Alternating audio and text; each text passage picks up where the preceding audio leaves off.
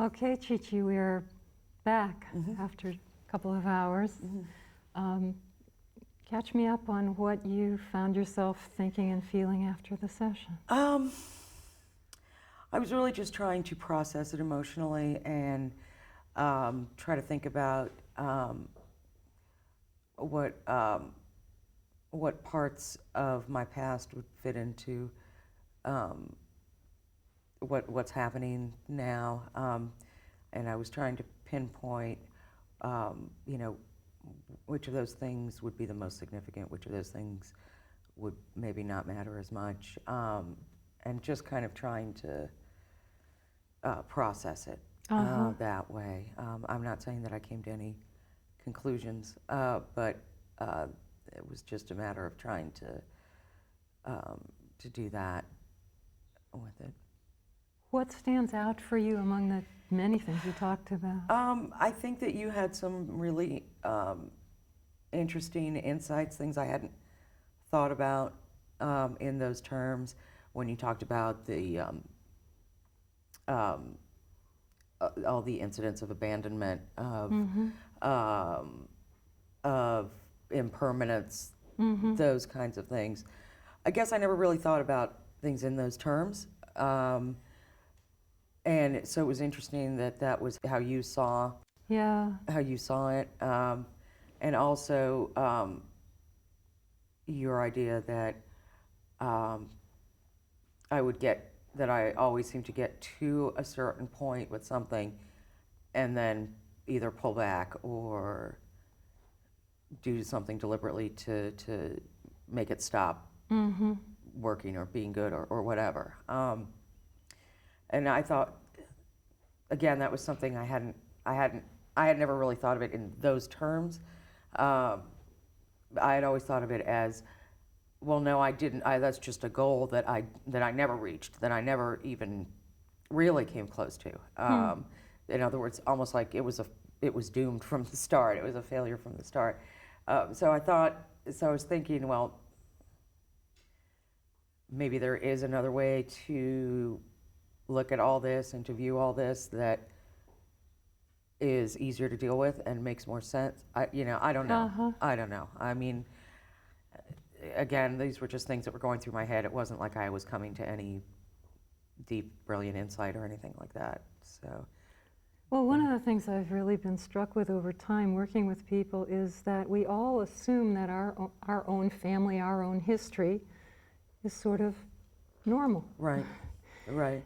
And for an outsider to say, no kid should be moved as much as you were to all those different environments and then attacked when she was difficult because she was reacting to all that. It can come as a complete surprise because although it would be obvious to anybody looking at from the outside, it's just your life. Yeah, to me it was my life, and there wasn't anything that I would view as sort of really real traumas, like we didn't have a death of a close of a sibling or a parent. We didn't have divorce. We didn't have those kind of things. No sexual abuse. No sexual abuse. Horrible accidents. Yeah, exactly. The things that you normally think of as being really, really traumatic, terrible things happening in a family. We didn't have that. So I guess, to me, I never put it in those terms of being something that could be upsetting and traumatic.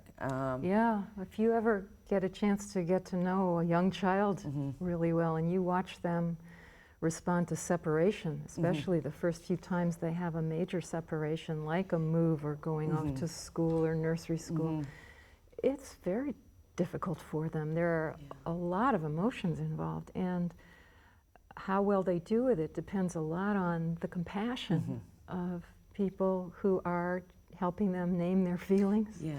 And that's what I think you missed. It wasn't even so much the moves themselves, although they were too many and too disorienting, I think. But I don't get the sense that anybody talked with you about how you felt about them. It was just what your family did. Yeah. not really. I mean, there was a few years ago. My mother asked me. She said, sometimes I wonder if it was really the right thing to do to move you guys around so much when you were little. It hadn't occurred to her until then. That might have been a problem.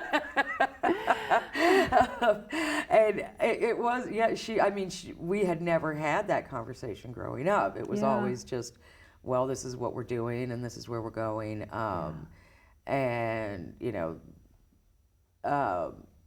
and when she said that, I said, well, you know, I said, you know, I think that there were good things and bad things about it. So you comforted her in her guilt. Right.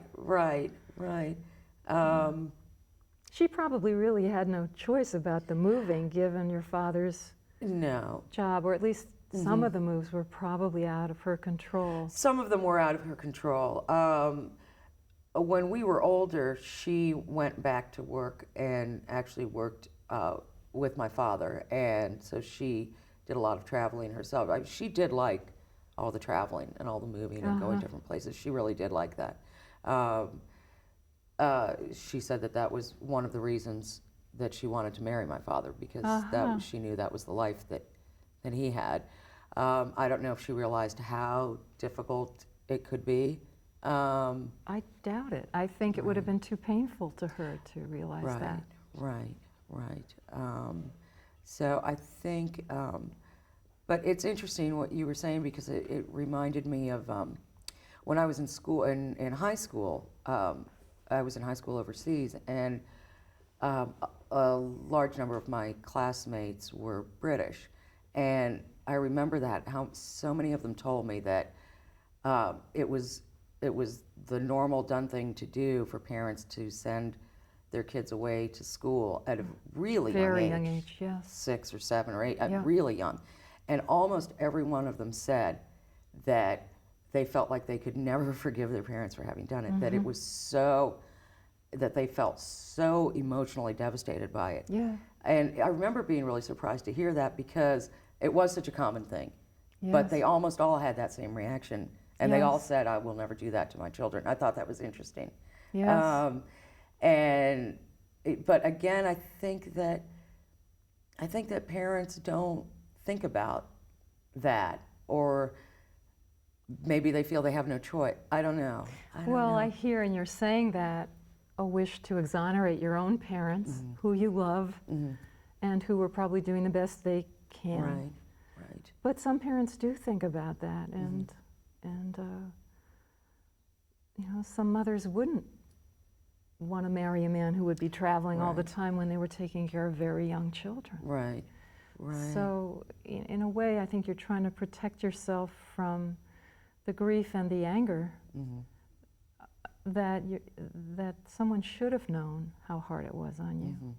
Although, I mean, from what I understand, the hardest thing is not necessarily the losses of the moves themselves, but two other things. One is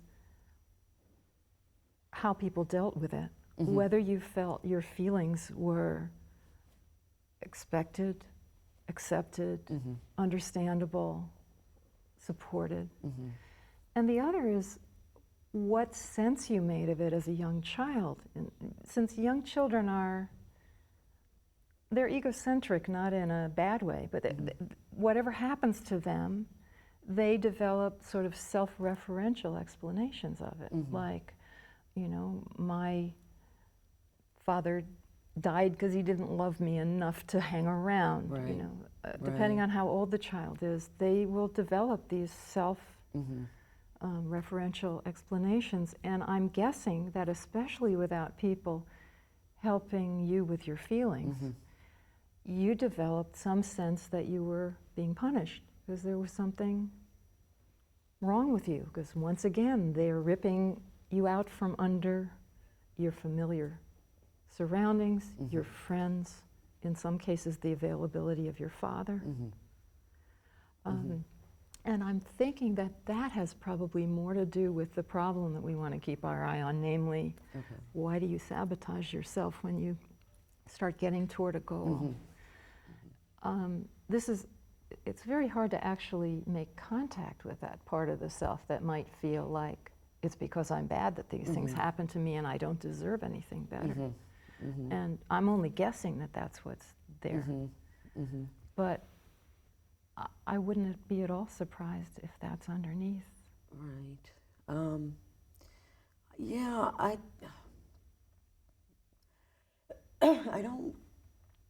don't recall having those feelings when I was little, about those upheavals and those. I mean, we didn't really talk about it. Like I said, it wasn't ever discussed. It wasn't Right. ever, presented as, well, we know this is going to be difficult, but it was always just, well, this is what we're doing. You know, deal with it. Yes.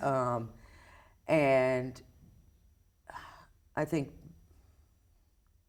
the other kids that I made friends with, grew up with, were in similar situations. So we were all, it was almost like it was normal,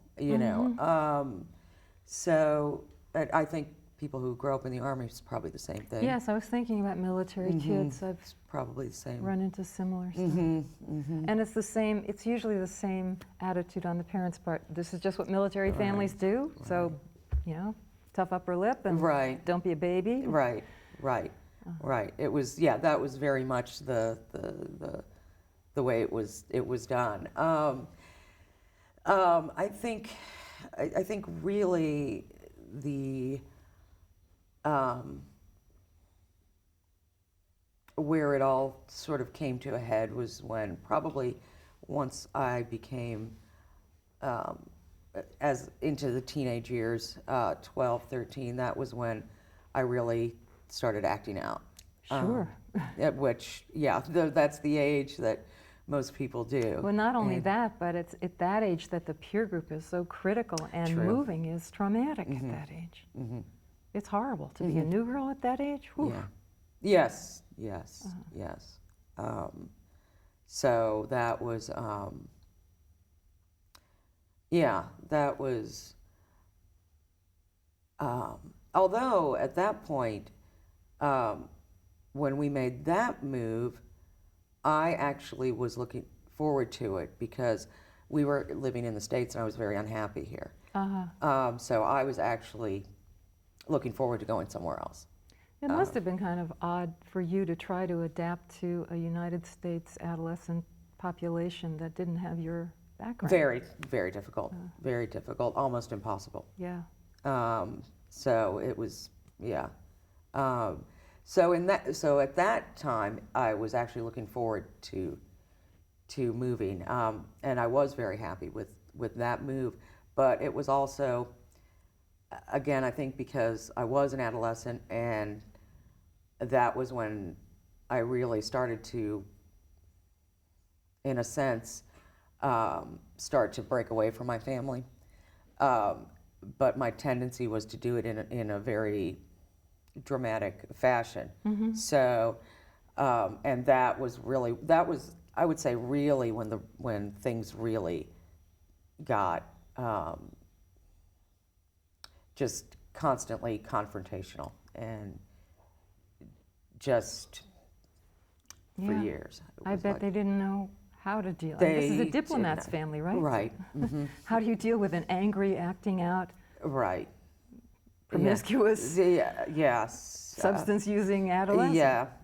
It was Not in the manual. not in the manual at all. No, and not at all what what I had been.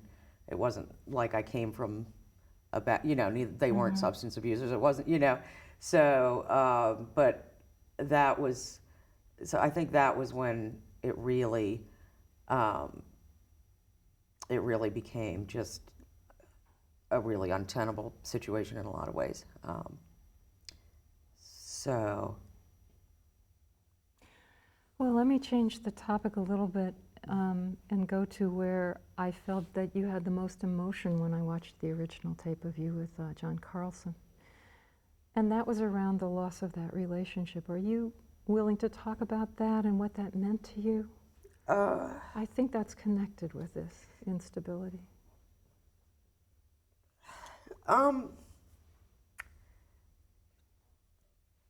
For some reason, it's really hard for me to talk about that one. I can talk about all the rest. I can talk about the one I'm in now. I can talk about all the ones in the past, all my past disasters. But that one, I think the reason that one is so hard for me to talk about is because I really do think that that was one where where I really did. Were you sabotaged it? Yes, where I really just completely ruined it, and I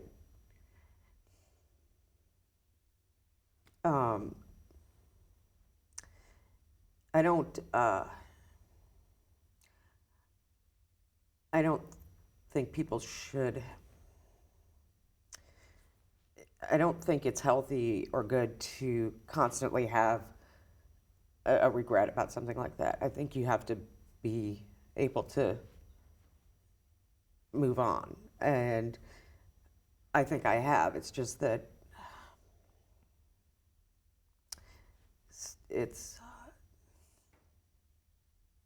Well, what comes through is not just regret, but shame. That you, at least that's what I'm feeling from you, that Yeah. you acted in a way that you feel mortified by in retrospect. I do. I feel mortified by it because I feel like it was completely in my hands, and it was completely within my grasp to have made that work. And for some reason, I didn't, and I deliberately destroyed it. And Are you willing to tell me what you did? I think one of the ways to combat shame is to actually say what's so shameful and see if there's another way to think about it.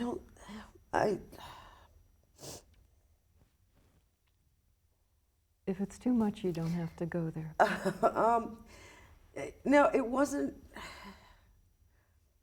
It wasn't something I did that I'm ashamed of so much as, well, I guess part of it is. I allowed I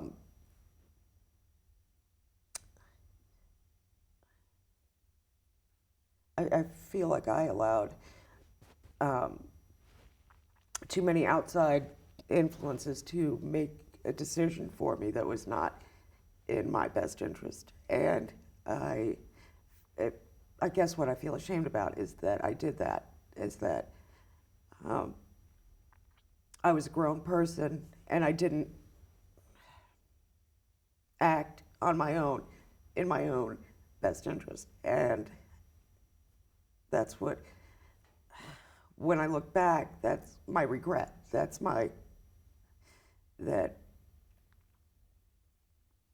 I have no one to blame but myself. And that's the part that, is,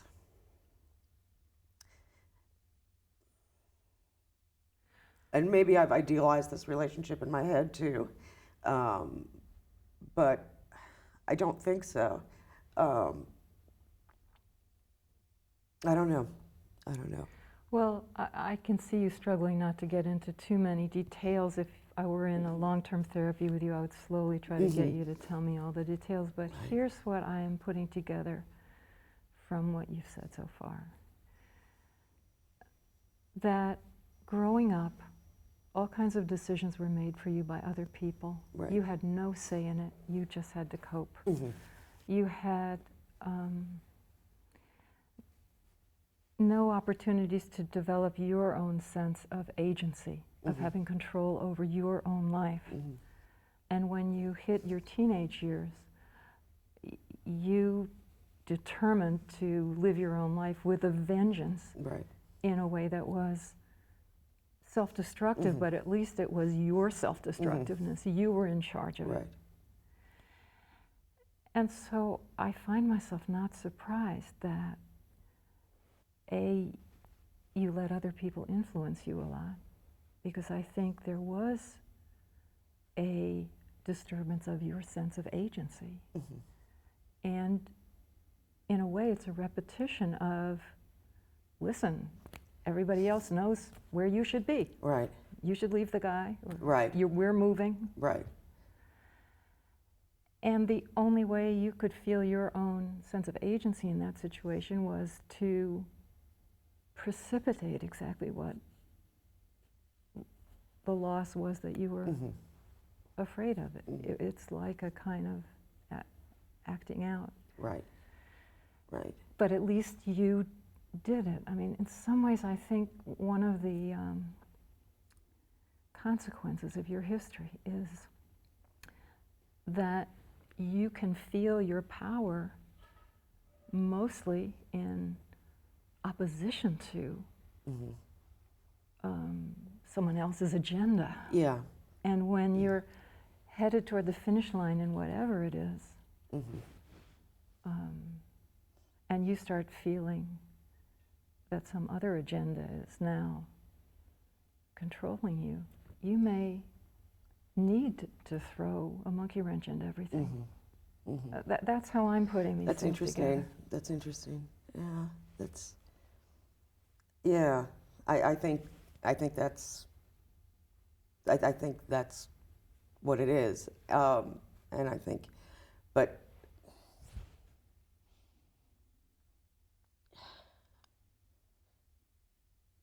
I don't know, because what am I opposing now? You know what? Yeah, you know? well, the unconscious isn't so rational. Well, okay. We do find ourselves, and that's really what you came in for. That you keep enacting something that doesn't make sense, and you're saying to yourself now, why doesn't it make sense? But in a way, it made perfect sense in your family of origin. That really was the only way that you could feel like you were living your own life. But why couldn't I have done that in a way that was more constructive than destructive? Well, you would have needed some help from the adults in your life to give you a slowly developing sense of agency, including maybe things like saying to you, we do have to move, but let's figure out what would be best for you given that we have to make this move. I mean, I think your mother with 3 kids probably couldn't sit down with each one and do that. Right. Right. But some parents will very carefully do that. I know you're miserable about moving, but at least let's talk about how you want us to paint your room. Right. Whether you want to go to the public or the private school, Right. let's think about those things. I mean, that's how you help a kid get a sense of agency. True. And I don't hear that they did that. I hear that your father's job kind of dwarfed those ordinary family processing. Well, yeah. They did let us pick what schools we wanted to go to. Okay. So that was, and that was kind of fun, and that was kind of, so that way we were a part of the process. But yeah, I guess, yeah. Let me, I see you sort of struggling to make it fit. I may be completely wrong. No, I don't know. I'm throwing it out because I know. maybe it will really strike a chord in you and it will help you make sense of this, and there will be a sense that you can make of it that doesn't involve this self-critical, Right. I'm just an idiot Right. reaction that has been your favored way of dealing with it. Yeah, and I mean, I try to think of things that are, you know, where I have been successful or where I have been,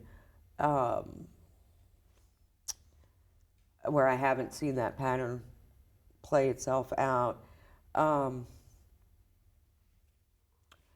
And I guess it's hard for me to say. It's almost like it's hard for me to connect those areas with the other ones, you know. And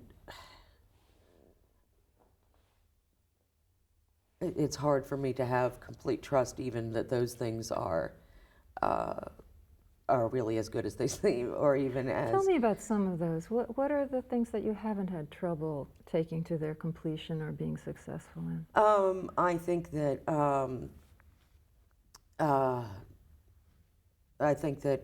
my friendships, I've been successful at having close friendships with with a few people, and being able to have then a wider circle of people I wouldn't call friends, but acquaintances, people that provide a certain level of support and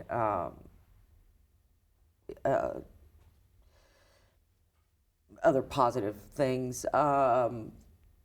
Of my current relationship, I would say, has been successful, and so I sometimes think, gee, I wonder why I didn't manage to screw this one up yet. Yeah. And I want to stop thinking that way because that's not a good thought to have in the back of your head. And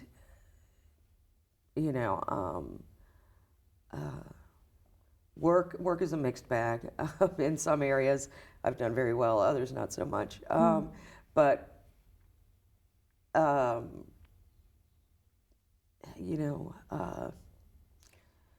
what do you think makes the areas of success different from the others? I mean, obviously you're anxious that they'll also go the way of the others, but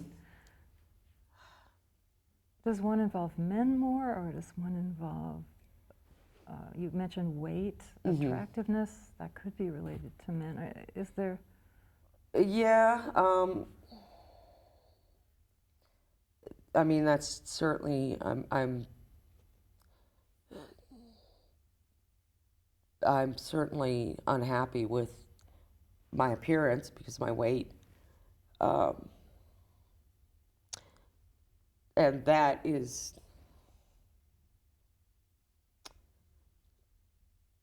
that's a big deal to me because that was always something that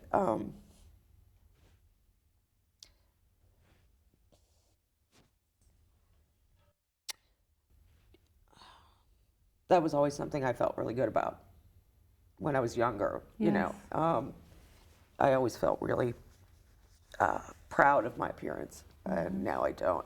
So that feels like a big loss too. And No wonder you understood my feelings when I was upset with the about the makeup. This morning. that's right.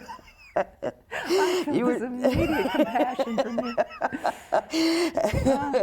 Oh, I know how awful it feels when you feel you don't Yeah. look good. And so, and again, that's something that is up to me, and it's in my, I mean, certain things I can't fight, like time, but there are aspects of it that I can control, and that's a big one, and I'm not able to do that.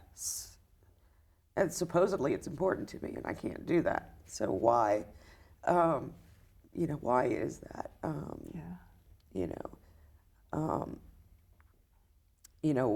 At work, I mean, I'm in a good position now at work, but my work life has been rather checkered, and again, I would, that's also something that's important to me, that gives me a lot of validation. And again, in the past, I found myself in situations where I was in a good job, and something would happen, and I would either quit or get fired. And you know, again, this is supposed to be something that's important to me, so why do I keep not making it work? And would you get fired because you had done something provocative or lashed out? We Yeah. haven't talked about your anger too much, but you did mention anger in the... Yeah, that's, yeah, that was, yeah, that, it would usually be related to something like that, yeah. Yeah, personality clash, you know, not knowing how to handle conflicts at work or problems at work, that kind of thing. So, yeah, it's like this little busy black cloud that keeps chasing me around. Yeah, Yeah. I imagine when you were a teenager and when you were screwing up your life in certain ways, Yeah. you probably had the same sort of voice in yourself going, why are you doing this? Yes.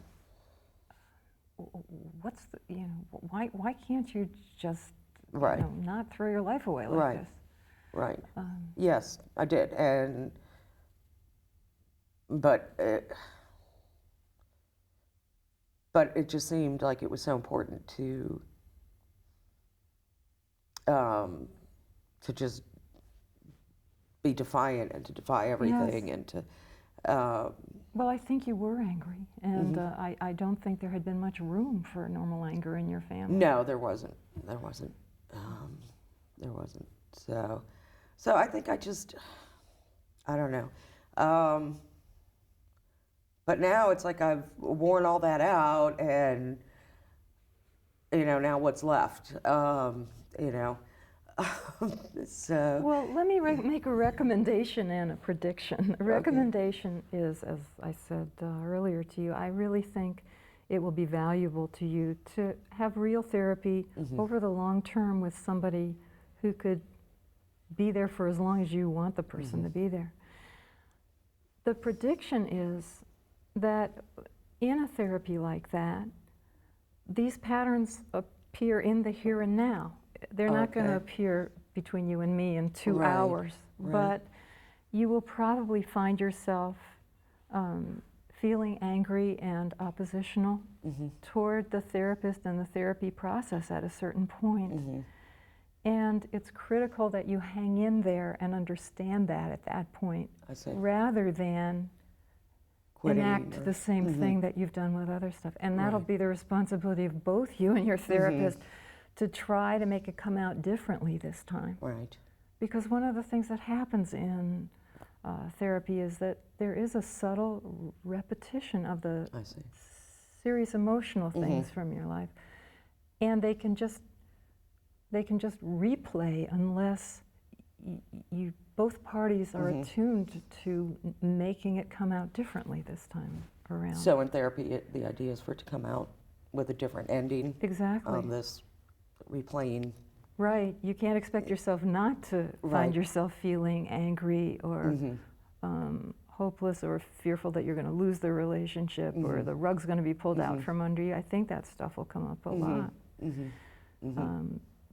But I'm urging you to hang in, because I think with a different ending, you could be re-educating the internal tapes. Right. I mean, you wonder why you do these things. We've learned over the past 20 years a lot about the brain, and the amygdala, it takes a long, it never completely unlearns something. It learns other stuff that modify what it has originally put down. And that's what happens in therapy, basically. Emotional learning is permanent as far as we know, but what we can do to take it in a different direction is still really considerable. Okay. So there's hope. Yeah, absolutely. But it would really require an investment. Right. It's not going to be something you'll get from a one-shot thing. Right. We only have about 10 minutes left, but let me ask you something I haven't asked yet, and that's whether you dream. Yes, frequently. And do you have recurrent dreams? Are there themes in your dreams? There are recurrent dreams and themes. How would you describe your dream life? It's mostly actually very pleasant. I usually like my dreams a lot. Usually they usually involve outdoor settings, Huh. usually water, oceans, beaches.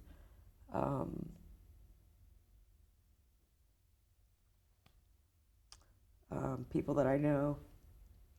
You know, the first thing that came through my mind when you said water and ocean and beaches are things that don't change much. Oh, know. interesting. Natural, not that Mhm. that's entirely Well, true, yeah, but it's not like yeah. moving from country to country. Oh, well, yeah, that's true. Yeah, I rarely have bad dreams. They usually are, like I said, there's usually people that I know, people that I care about in them. They're usually in these beautiful settings. I sometimes think, I want to go back there. You know? Yes, Uh, I bet you felt that a lot as a kid. I I did. want to go back there. Yeah. But, so that, yeah, that's,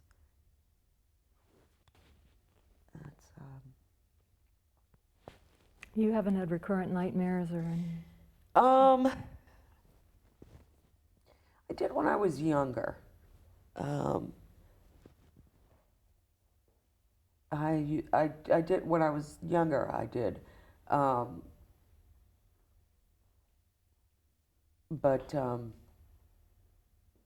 that stopped when I became an adult. Um,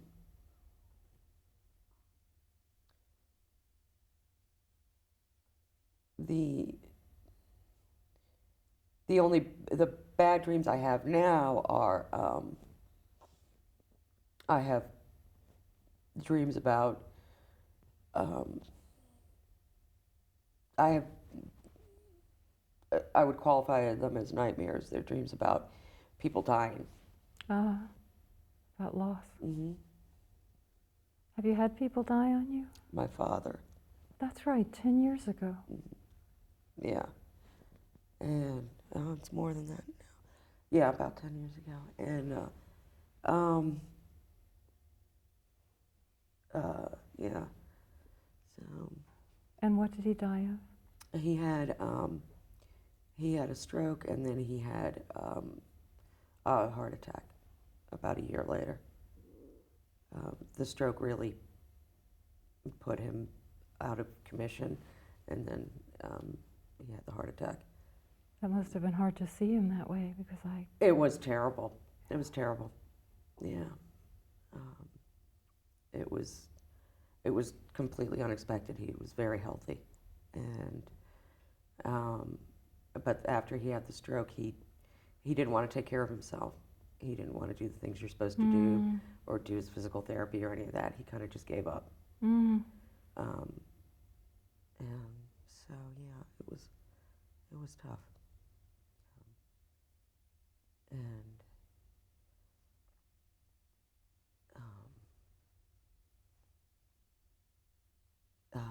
so And did you grieve that? yeah.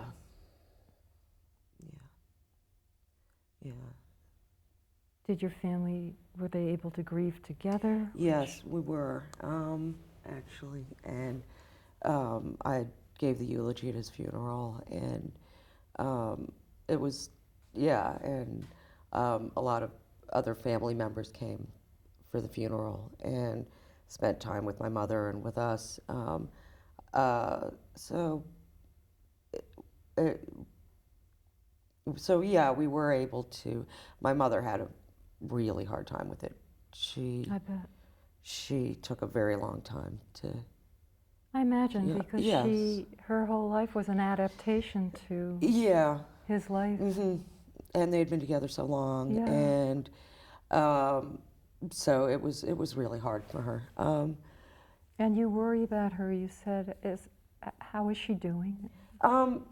You know, it's her. I worry about her physical health. I worry Yeah. about. It's funny. I was talking about it with a friend of mine whose mother has Alzheimer's, And she was telling me, she said, well, believe it or not, I envy you because my mother has perfect physical health, but she doesn't even know who I am. Yeah. She said, at least you can still talk to her. Yeah. You can still, you know, she's still your mother. And it was interesting because it made me realize that, you know, that I am fortunate in that sense that More fortunate would more, be yeah, not okay. having a sick mother. yeah. I think that's one of those little voices where you're telling yourself, it could be a lot worse. Why are you feeling so Well, bad like that's this?" true. You That's know? true. And other people are happily recruited into that role Well, of that's telling you true. that That's sometimes. true. Yeah, that's But true. you've lost your father and your Yeah. mother's in a worrisome condition. She is, and she is. And again, it's a condition that she won't take care of herself. Oh my. You know, she knows what she needs to do to improve her health, and she doesn't. do it.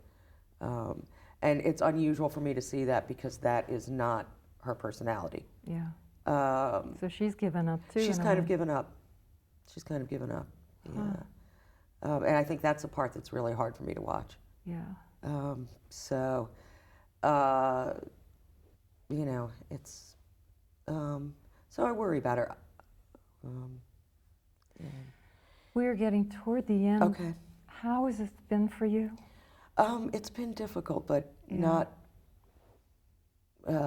horrible. Well, that's good. You can bear it. It's, yeah. It is difficult therapy. It's really difficult getting Yeah. into this Yeah. painful stuff.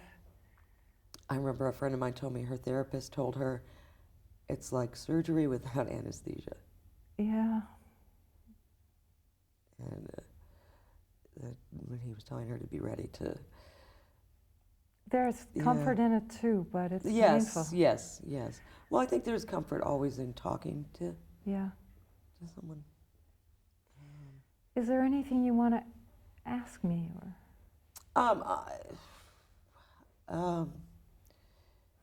I guess my question would be whether you think that I am ready for that kind of therapy, or if I'm too